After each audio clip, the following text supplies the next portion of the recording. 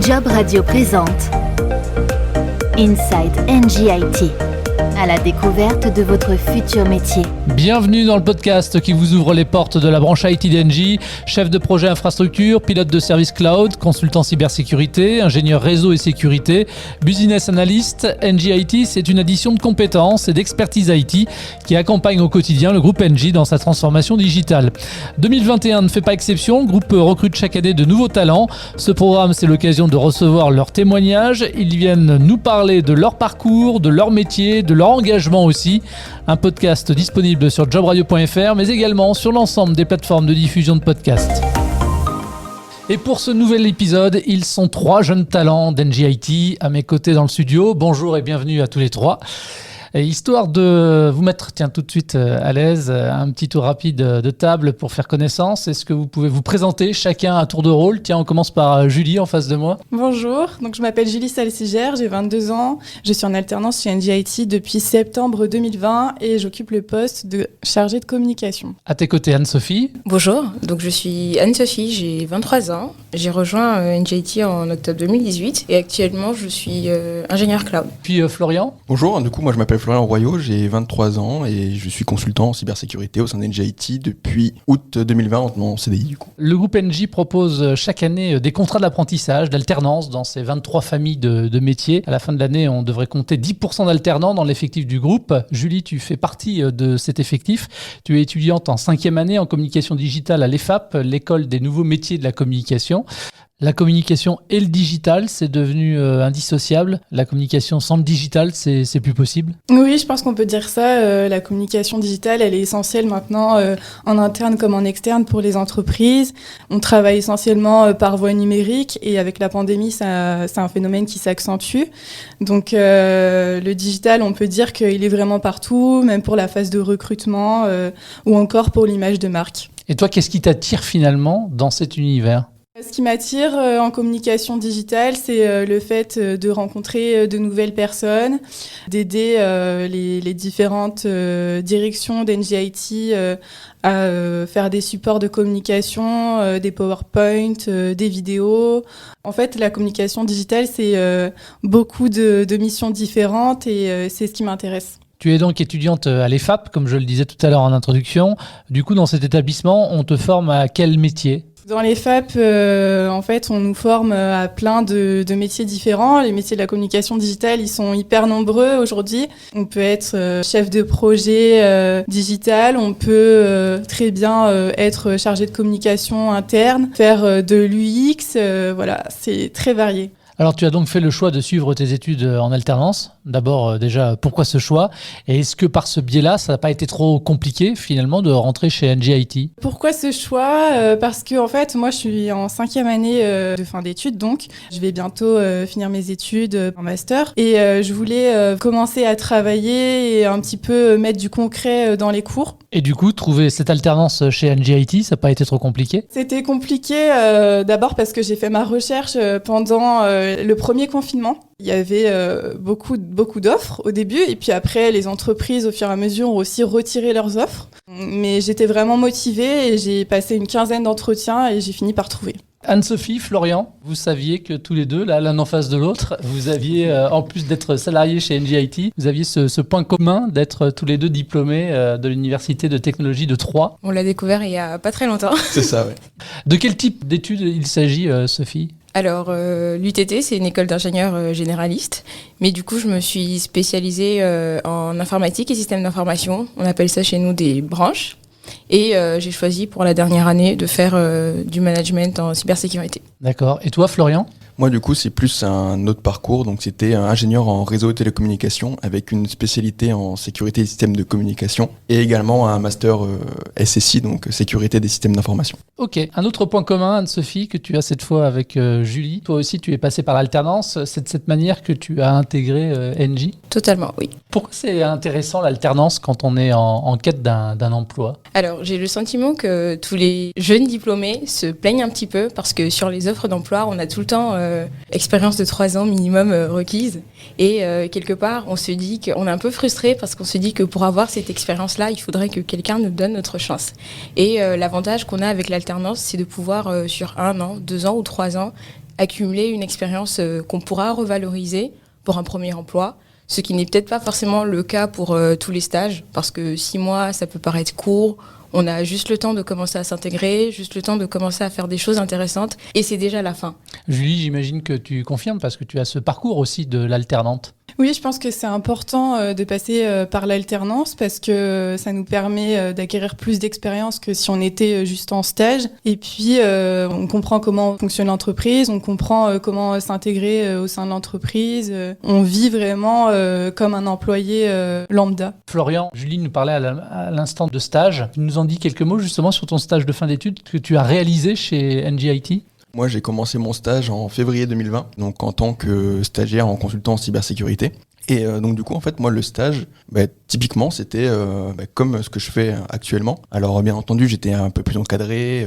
Je travaillais jamais tout seul sur une mission. Il y avait toujours un de mes collègues qui m'épaulait, qui m'apprenait un peu les ficelles du métier. Enfin, c'était vraiment un vrai stage technique. Et j'ai pu, en fait, à l'issue de ce stage, être tout de suite opérationnel, et pouvoir rentrer directement sur le marché du travail, en fait. Donc, c'est un stage de fin d'études qui aura duré combien de temps ? 6 mois, du coup, de février à août 2020. Qu'est-ce qui vous a donné l'envie, finalement, à tous les trois, de rejoindre NJ et sa branche IT ? Alors du coup, moi, j'ai découvert NJ à la base sur un forum entreprise qui était organisé par mon école. Et donc j'ai échangé longuement avec un consultant cybersécurité qui est en poste au sein de NJIT. Et lorsqu'il m'a évoqué un peu toutes les missions qu'il réalisait, le nombre de clients, la diversité des missions, le fait de changer de mission assez régulièrement, en fait. C'est-à-dire que...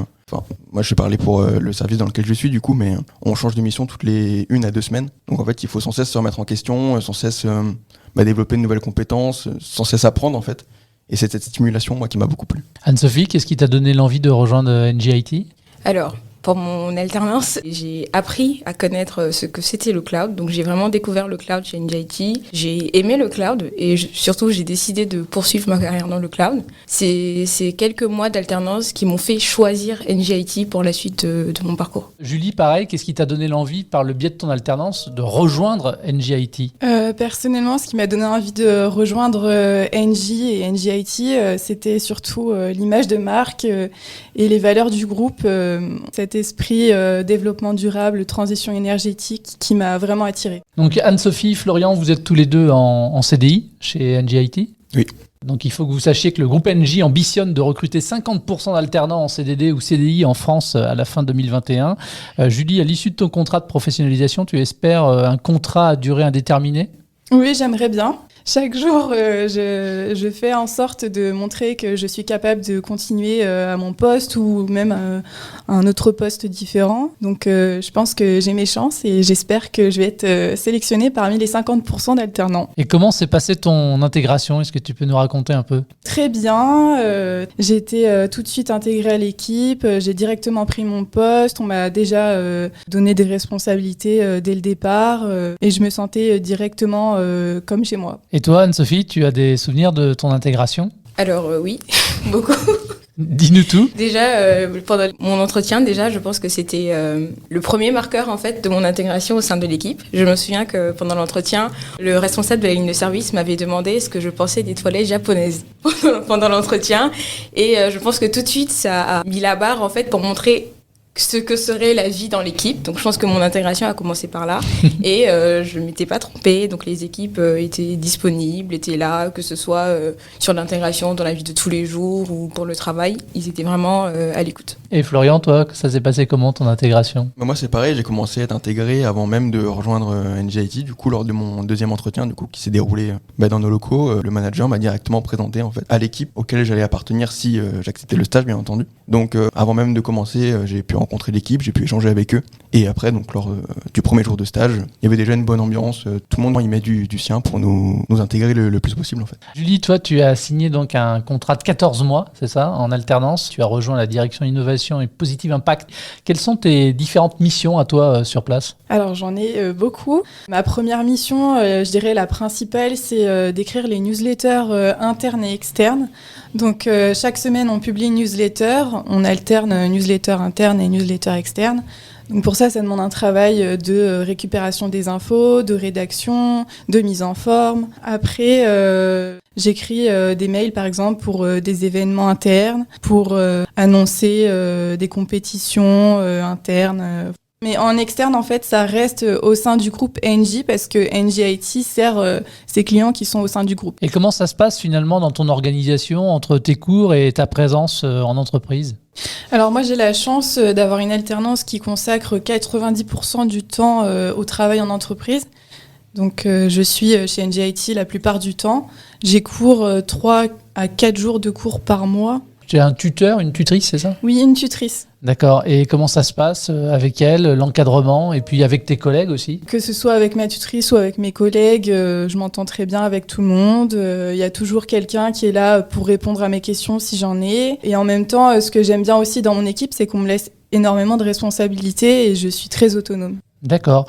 Du fait de la pandémie et des restrictions imposées, comment ça se passe pour vous en termes d'organisation en ce moment dans le travail ? Anne-Sophie ? Alors, je ne pense pas que la pandémie ait changé grand-chose à mon quotidien, très sincèrement, vu qu'on est sur des métiers IT, digitaux, qui sont plutôt abstraits. Donc, que je sois en présentiel ou que je sois chez moi, le travail au quotidien ne change pas. Ce qui va peut-être changer, c'est le fait de ne pas voir ses collègues, mais on a des petits rituels qui font qu'on maintient le lien. C'est quoi ces petits rituels ? Alors, tous les mercredis soirs, on a ce qu'on appelle au sein de l'équipe une cave. Qu'est-ce que c'est que ça ? Ça fait peur comme ça. Alors, cave, c'est juste un acronyme pour Cloud Accelerator, qui est le nom de l'équipe. Ah bah d'accord, tout de suite c'est plus clair. Oui, voilà. Donc, il n'y a rien de sombre, où on a des échanges. Je pense que pendant la pandémie, on a recruté pas mal de nouvelles personnes. Et je pense que pour elles aussi, c'était beaucoup plus facile d'avoir ces moments d'échange-là, où on avait des présentations de tout le monde. Donc tout le monde s'est représenté, les nouveaux se sont représentés. On a appris à se connaître autrement. Donc tous les soirs, on discute un petit peu. Quand il y a des nouvelles importantes sur le déroulement du travail, on les partage. Mais sinon, c'est vraiment bon enfant, ça rigole. C'est plutôt ça, sympa. Bon, Florian, même chose, comment ça se passe cette période un peu compliquée, on va dire, transitoire, on l'espère. Bah nous c'est pareil, du coup on n'est pas trop impacté, mais on a aussi des petits rituels. Alors nous c'est pas des caves pour le coup, on fait juste des cafés Teams. Enfin, en fait ça remplace tout simplement les pauses café qu'on pouvait faire au boulot, sauf qu'on les fait à distance. Alors on essaie d'en faire une par semaine. Et sinon on s'appelle assez régulièrement parce qu'en fait on est amené des fois à travailler à plusieurs consultants sur une même mission. Et donc du coup même si on est en télétravail, on essaye quand même de garder un maximum de contact avec nos différents collègues en fait. Et Julie, toi, comment ça se passe ? Alors moi, depuis que je suis arrivée, du coup, j'ai toujours été en télétravail, donc j'ai dû m'habituer directement à mon arrivée. Mais je le vis très bien et je pense que c'est aussi du fait justement de ce qu'on disait tout à l'heure, d'être bien organisé. On a aussi, comme toutes les équipes, je pense, mis en place des rituels. Donc on fait des points réguliers avec l'équipe, chaque jour ou tous les 2 jours. Alors Florian, depuis 2020, toi tu es en CDI, tu es consultant en cybersécurité. Ça veut dire quoi être consultant en cybersécurité chez NJ IT ? Alors il faut savoir déjà qu'il y a plusieurs types de consultants en cybersécurité au sein d'NJ IT. Nous par exemple au sein de notre service, il y a 2 types de consultants en cybersécurité. Un consultant qui va être un peu plus fonctionnel, donc qui va accompagner le client donc en matière de sensibilisation, en matière donc d'audit. Et on va avoir une autre partie un peu plus technique, c'est la partie du service du coup auquel je fais partie. Et donc au sein de cette partie du service, on va réaliser des missions donc, qui sont beaucoup plus techniques. Donc on va parler de tests d'intrusion, de Security Expedition, qui sont donc des audits qui ont lieu en milieu industriel. Également donc des audits techniques, des missions de Red Team. Alors Red Team du coup c'est un terme pour dire en gros que c'est une simulation un peu d'attaque réelle. Du coup voilà, on a des missions qui sont quand même très variées. On fait également du forensic. Le forensic, c'est un peu comme la réponse à incident, c'est-à-dire qu'on va essayer de, lorsqu'une attaque se produit, d'essayer de comprendre en fait comment s'est produit cette attaque, quels sont les vecteurs qui sont entrés en compte, quelle est la cause, etc., etc. Et puis de tout faire pour éviter une nouvelle attaque du même type. C'est ça. Alors du coup, dans la partie technique, on agit un peu, on va dire, à l'inverse, c'est-à-dire qu'on va essayer d'attaquer nos clients en fait pour voir ce qu'un attaquant potentiel pourrait faire en fait. Et donc suite à ça, une fois qu'on a la liste des vulnérabilités qui sont propres au produit ou propres au site internet ou propres au site lui-même, en fait on va fournir un rapport donc à nos clients qui va expliquer donc les différents types de vulnérabilités qu'on a trouvées avec des recommandations pour chaque vulnérabilité. Et donc toi finalement, qui sont tes interlocuteurs directs ? Alors du coup on travaille que au sein du groupe NJ. Il faut savoir que le groupe NJ est quand même très grand. Donc en fait on a la chance d'avoir des interlocuteurs du monde entier. Donc ça nous arrive régulièrement de travailler pour les États-Unis, pour l'Angleterre, pour la France, pour la Belgique, etc. Il y a différents types de clients avec différents types de contraintes. On peut très bien avoir des petites PME, des entreprises un peu plus axées IT, un peu plus industrielles. Et en fait, le fait d'avoir un plus grand terrain de jeu, si je puis dire, ça permet aussi d'avoir une très grande diversité dans l'émission. Alors toi, Anne-Sophie, tu étais consultante en cybersécurité le temps de ton alternance, et puis maintenant tu occupes le poste d'expert cloud. Concrètement, en quoi ça consiste? Et oui, est-ce que tu peux nous donner des exemples concrets de ce que tu peux faire au jour le jour? Le propre d'un expert cloud, c'est de pouvoir concevoir, implémenter, tester et puis mettre à jour des solutions techniques, des infrastructures techniques, du coup dans le cloud, en réponse à des besoins remontés par des clients. Donc là, actuellement, je travaille pour la BU Corp, donc du coup, qui est la maison mère Engie, et je travaille au sein d'une équipe qu'on appelait anciennement CCOE, qui veut dire Cloud Center of Excellence, qui a été rebasculé du coup chez Engie IT. Mais du coup, au sein de cette équipe-là, qu'on appelle One Cloud aujourd'hui, on a un peu un rôle de tour de contrôle pour toutes les entités du groupe, donc pour tout ce qui est cloud, indépendamment du provider. Donc ça passe par des rôles de conseil. On a également ce rôle de superviseur. Donc on met en place des indicateurs de sécurité pour s'assurer qu'on est, du coup, Florian parlait des vulnérabilités tout à l'heure, donc on n'est pas exposé, qu'on n'est pas vulnérable face à des attaquants, face à autre chose. Et puis on a ce rôle également d'implémentation de solutions techniques qui permettent en fait de faciliter l'adoption du cloud et la vie quotidienne de tous les acteurs du cloud au sein du groupe. Donc du coup, tes interlocuteurs sont les mêmes que peut avoir Florian? Totalement. Julie, Anne-Sophie, Florian, qu'est-ce qui finalement vous plaît le plus dans votre job, Julie? Moi, ce que j'aime le plus, c'est l'aspect relationnel et humain, parce qu'en fait, en communication, on fait tout le temps de nouvelles rencontres, on est tout le temps au contact de nouvelles personnes. Et puis aussi l'aspect rédaction. Moi, j'ai un parcours très littéraire. J'avais fait classe préparatoire littéraire, donc c'est pas pour rien. Et j'adore écrire, et c'est vraiment, il faut aimer écrire pour faire de la communication. Maintenant, c'est vrai qu'écrire sur les réseaux sociaux, c'est pas tout à fait la même chose que disserter, par exemple. Oui, exactement. Les réseaux sociaux, il faut être un peu plus spontané, savoir aussi s'adapter au public, sachant qu'en plus, nous, on fait beaucoup de services IT qui sont très techniques. Il faut vraiment réussir à vulgariser les différents thèmes qu'on veut aborder. Pareil, même chose, même question, Florian. Qu'est-ce qui te plaît le plus, toi, dans ton job? Moi, du coup, c'est le côté challengeant des missions. Donc, en fait, vu qu'on change de mission très, très régulièrement, pour une durée en plus de 1 à 2 semaines pour chaque mission. En fait, il faut sans cesse se remettre à jour, entre guillemets, sans cesse apprendre sur de nouvelles technologies, parce que le groupe utilise plein de technologies différentes. Et en fait, le fait de sans cesse apprendre, le fait de sans cesse être stimulé, moi, c'est quelque chose qui me plaît vraiment énormément. Et après, je suis un peu curieux aussi de nature, donc je pense que ça aide. Mais je pense également que pour faire ce métier, il faut être un minimum curieux et passionné. Donc ça t'évite de tomber dans une espèce de routine, quelque part aussi? En fait, il n'y a pas du tout de routine, c'est ça qui est intéressant également. C'est qu'en fait, on ne s'ennuie pas, on n'a pas le temps de s'ennuyer, on n'a pas vraiment de quotidien. On me dire que toutes les semaines, je change potentiellement, pas de travail, mais on va dire de mission. Et du coup, d'apprendre sans cesse, vraiment, c'est quelque chose que j'apprécie vraiment, en fait. Alors 2 semaines, c'est bien parce qu'effectivement, ça te permet de changer régulièrement, mais c'est en même temps extrêmement court. Est-ce que c'est suffisant, 2 semaines, passer sur une mission 2 semaines? Alors après, ça dépend des missions. Il y a des missions qui vont nécessiter plus de temps que d'autres. Mais par exemple, si je parle pour un test d'intrusion, on est en général de l'ordre à 1, 2 ou 3 semaines. Après, ça dépend également de ce qu'on va auditer. Mais ça suffit amplement. Anne-Sophie, même question. Qu'est-ce qui te plaît le plus finalement dans ton job, toi, au quotidien? Alors, je vais rejoindre Florian sur ce qu'il disait. C'est vraiment cette sensation d'être un couteau suisse.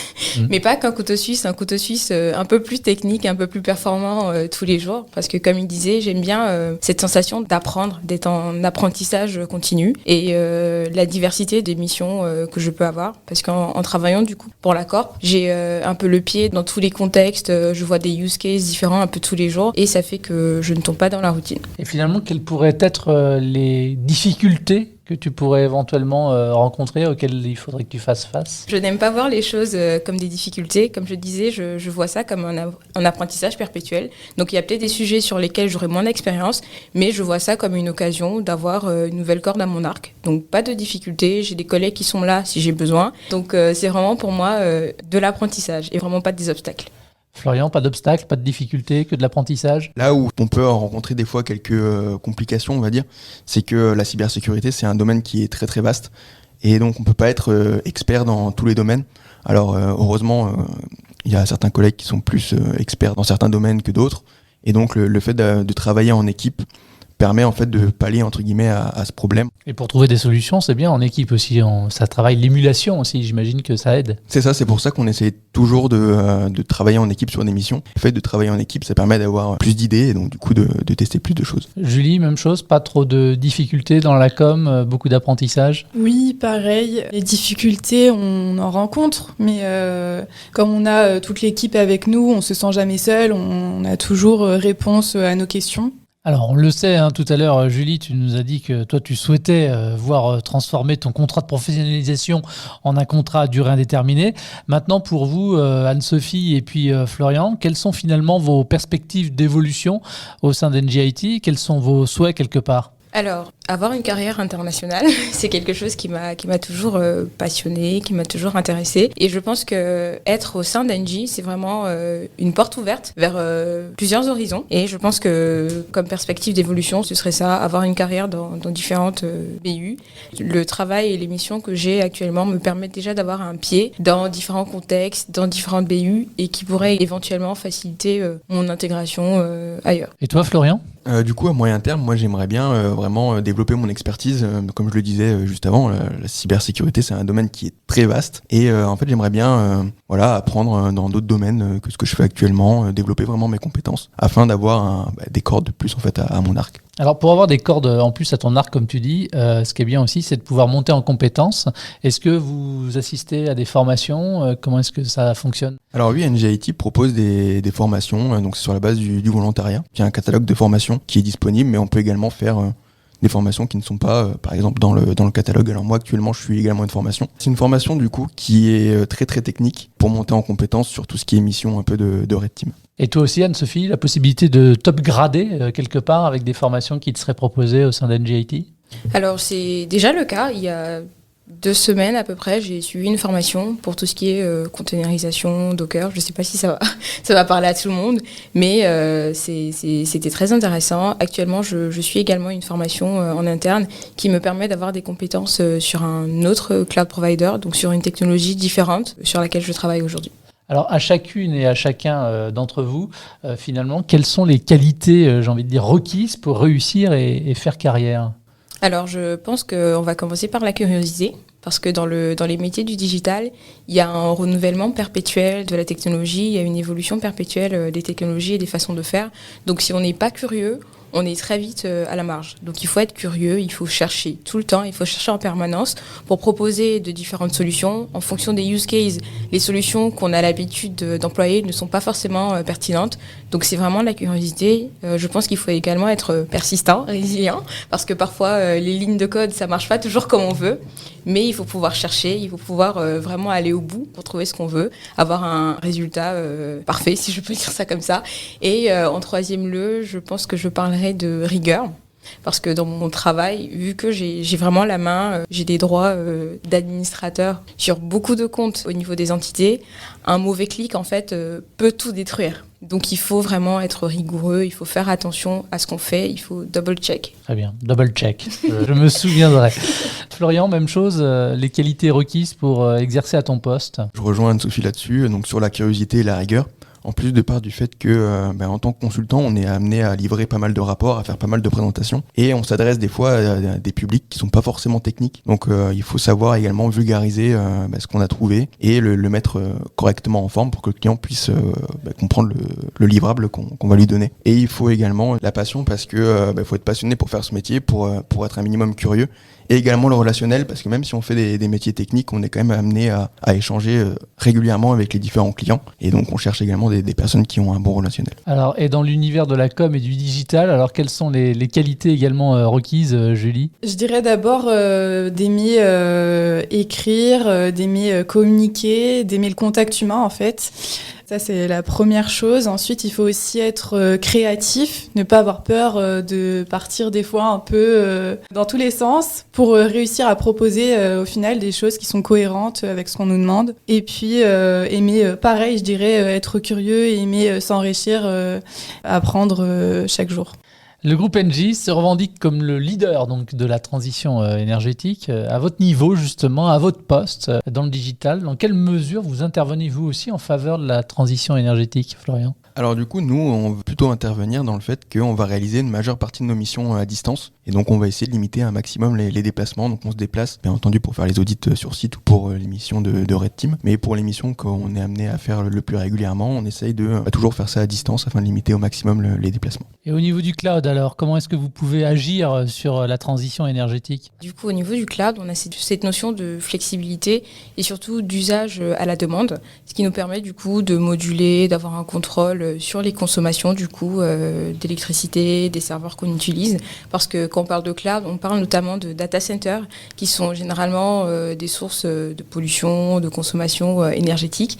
Et ça permet du coup d'avoir un contrôle sur la consommation, sur l'usage. C'est plutôt intéressant de se rendre compte que les infrastructures et les personnes, les services sur lesquels on repose sont également acteurs de ces transitions-là. Julie, toi aussi, est-ce que tu as l'impression, à ton poste, à ton niveau, d'intervenir aussi quelque part en faveur de la transition énergétique ? Alors pas forcément directement, mais plutôt par des petites actions. Ça passe par exemple dans les mails par la réduction des pièces jointes, la réduction de la longueur du mail aussi, des choses assez basiques en fait.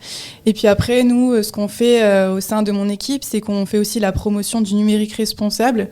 On a notamment un expert du numérique responsable qui fait partie d'un centre d'excellence. Et on apprend tous les jours de nouvelles choses sur la transition énergétique. Et voilà. Ok, parfait. Maintenant, quels sont les avantages selon vous à travailler chez NGIT ? Anne-Sophie ? Alors je pense que travailler chez NGIT, c'est un peu ce sentiment d'être dans une SS2I, mais sans forcément avoir les contraintes, les aspects négatifs des SS2I, parce qu'on a beaucoup de consultants qui vont se plaindre d'avoir le sentiment d'être traités un peu comme des numéros dans leur boîte. Il faut rentabiliser et on ne se soucie pas du côté humain, ce qu'on n'a pas du tout chez NGIT. L'avantage SS2I aussi également, c'est de pouvoir travailler du coup pour différentes entités, pour différents contextes, de voir des choses différentes un peu tous les jours. Donc c'est super intéressant. Et puis il y a cette dimension groupe là, parce qu'on est chez NGIT, on fait partie du groupe, on fait partie d'une famille qui nous offre d'autres perspectives. Et je pense qu'avec ça, le champ des possibles est relativement large. Et qu'est-ce qu'il en pense, donc le consultant en face en cybersécurité ? Quels sont les avantages à travailler chez NGIT ? Déjà, la bonne ambiance. Il y a une très très bonne ambiance au sein de NGIT. Au niveau du relationnel, tout est vraiment nickel. C'est pareil aussi le fait de travailler en interne et pas en externe. On a des contraintes en moins, donc, comme l'a évoqué Anne-Sophie. On est aussi beaucoup dans le côté humain. Et il y a également un package salarial qui est assez sympathique. Julie, même chose. Quels sont les avantages à travailler chez NGIT ? En communication, on a l'avantage d'être au contact d'experts du cloud, de la data, du numérique responsable, donc c'est toujours très enrichissant. Et puis, ce que j'aime beaucoup chez NGIT, c'est que, en fait, on est comme dans un microcosme au sein du grand groupe NG, donc on est un peu, on se connaît tous et on a l'impression qu'au final, si jamais on a un problème, on sait qu'on a toujours quelqu'un à qui parler, voilà.